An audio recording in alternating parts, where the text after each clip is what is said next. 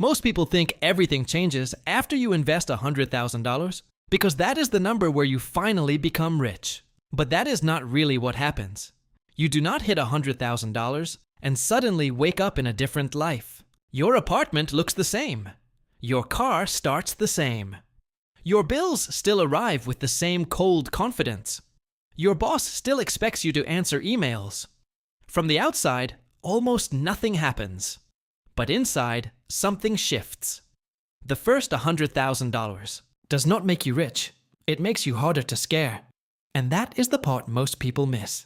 I remember talking to a guy named Marcus who reached his first $100,000 invested at 36. He thought the moment would feel bigger. He imagined emotional fireworks, like his brain would suddenly understand that he had made it.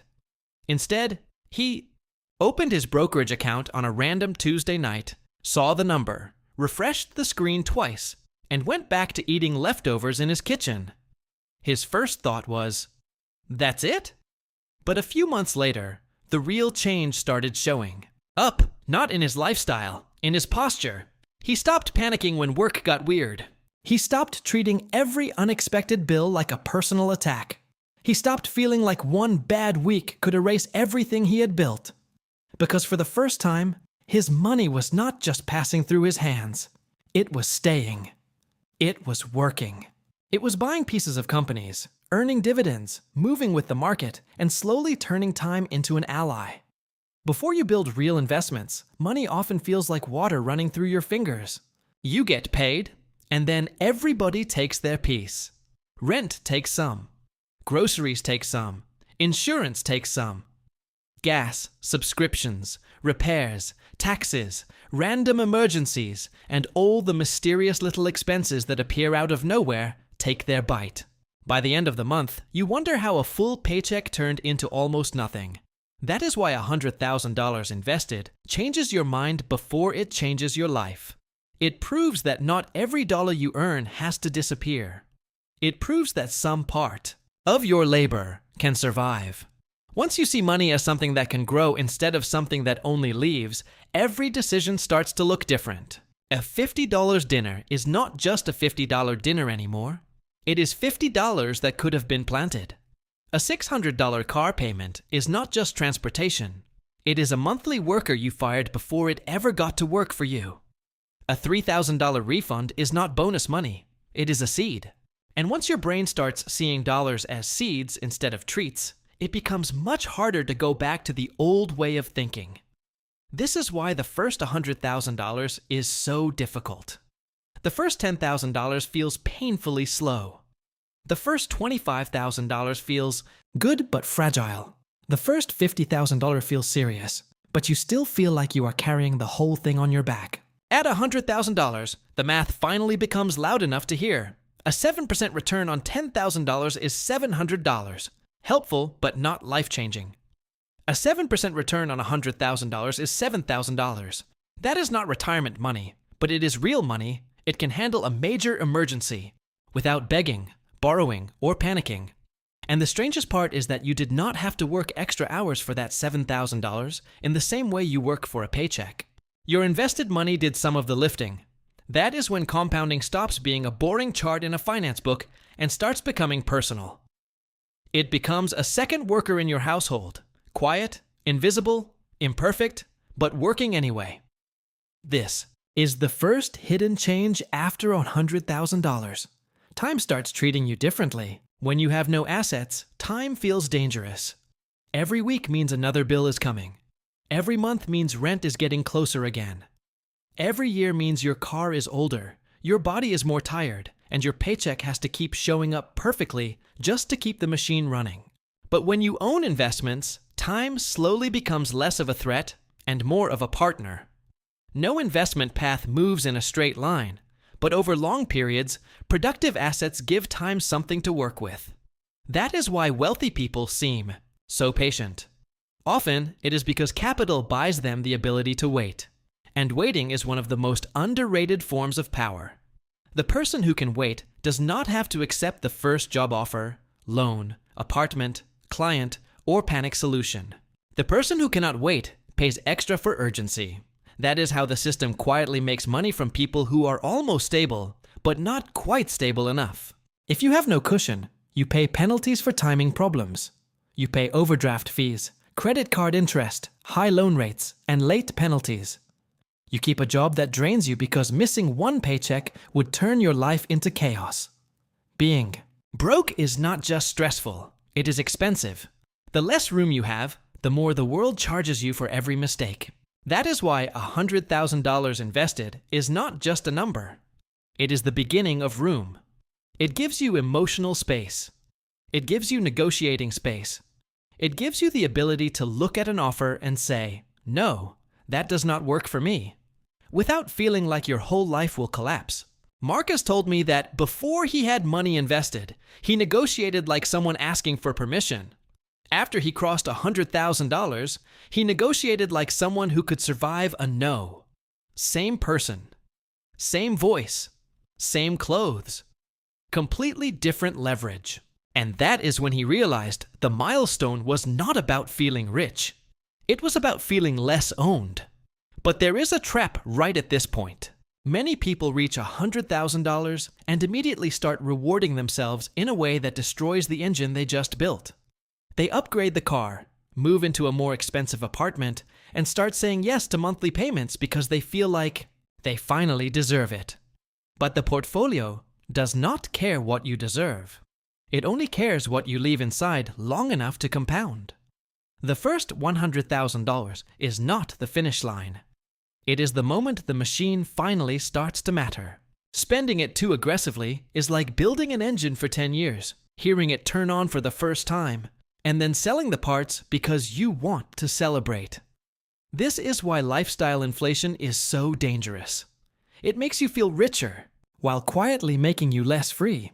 Wealth is not what you can buy. Wealth is what you can refuse. A person with a luxury car payment, expensive rent, and no investments may look successful, but they cannot refuse much. Not over time, not a bad manager, not high-interest debt, not fear. A person with a normal car, ordinary clothes, and $100,000 invested may look boring, but they are quietly buying the ability to say no. And no is one of the most expensive words in the world. The consumer economy understands this perfectly. It does not just sell products, it sells relief from insecurity. It tells you the next purchase will finally prove you are doing well. Spending gives you applause quickly. Investing gives you power slowly. And most people are trained to choose applause because applause is visible. Nobody compliments your automatic contribution. Nobody sees your index fund at a party. Building wealth is lonely because the best decisions often give you no social reward in the moment. At $100,000, you face an identity test. Can you keep doing the boring thing after it starts working? Can you watch someone with less net worth look more successful than you without panicking? Can you understand that the goal is not to look wealthy in traffic, but to become free in private? Toby here, and this is where personal finance becomes less about math and more about emotional discipline. Because the math itself is not complicated. Spend less than you earn. Invest the difference. Avoid toxic debt. Increase income where you can. Keep fees low. Diversify. Stay patient. Almost everyone understands those sentences. Very few people can live them for 15 years. The hard part is not knowing the formula. The hard part is surviving your own. Emotions while the formula works slowly. Once you cross $100,000, you begin to understand why ownership matters more than income alone. Before this stage, most people ask, "How much do I make?" That question matters, but it is incomplete. After you start investing seriously, you ask a better question. What do I own? Income can be interrupted. A company can restructure. A client can disappear. An industry can shrink. But ownership gives you a second financial lane. If you own shares of productive companies, you own tiny pieces of businesses that can grow, earn profits, and return value over time. If you own a business, you own a system. If you own skills, intellectual property, or a brand, you own leverage. The first $100,000 teaches you that money is not only for buying comfort. Money is for buying parts of systems that keep producing. That is the transition from consumer to owner. Consumers ask, "Can I afford the payment?" Owners ask, "Will this make me stronger?" Consumers ask, "How do I look?" Owners ask, "What does this do to my future cash flow?" Consumers ask, "What can this buy me today?" Owners ask, "What can this become if I leave it alone?" And once you start thinking that way, many normal purchases begin to look different. Not evil, not forbidden, just expensive in a deeper way. A $55,000 car is not just a car. It is a plébiscite down payment that never got invested, insurance that rises, depreciation that compounds backward, and a monthly payment that could have been buying assets. Every dollar you invest is like hiring a tiny worker. $1 does not do much. $10 barely matter. $1,000 starts to help. $100,000 is a small army, and the army can recruit more workers if you stop interrupting it. Dividends can buy more shares. Growth can create more growth. Interest can earn interest. Returns can create returns. But only if you let the process breathe. This is also why market downturns feel different once you understand the game. A beginner sees the market fall and thinks, "I am losing money." A long-term investor sees the same fall and thinks, "My future contributions may be buying more." Ownership at lower prices. Downturns still hurt. Watching $100,000 become $85,000 can make your stomach drop, but volatility is the price of admission for long-term growth. The mistake is thinking every drop means the plan is broken. Sometimes, the movement is simply the plan breathing. And this is another thing that changes after $100,000. Your mistakes become more expensive, so your system has to become more mature. Panic selling a $3,000 account hurts. Panic selling a $100,000 account can damage your future. Chasing hype with $500 is a lesson. Chasing hype with $100,000 is a disaster wearing a confident smile. The bigger the portfolio gets, the more humility you need. You do not need to be a genius. You need a strategy boring enough to survive your moods. Automatic contributions, broad. Diversification, low fees, emergency cash, tax awareness, and a plan you can follow when the news is screaming. Another hidden change is that your future finally starts to feel real. Before $100,000, retirement can feel like a fantasy word.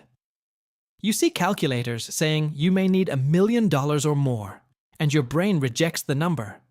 But $100,000 makes the mountain visible. If $100,000 can become $200,000, and $200,000 can become $400,000, and contributions keep going, then the future is no longer imaginary.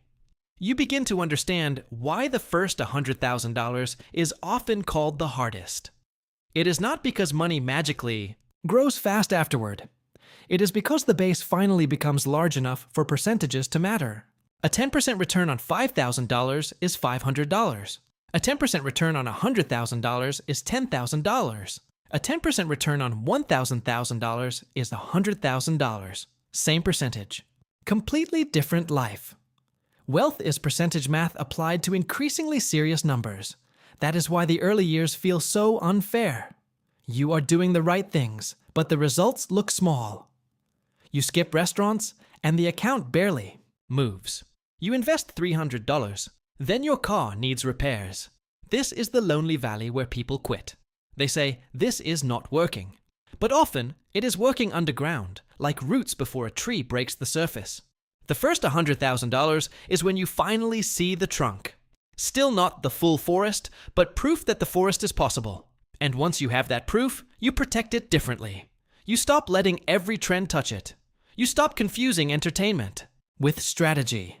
You stop asking financially unstable people for permission to be disciplined. You stop assuming every raise deserves a lifestyle upgrade.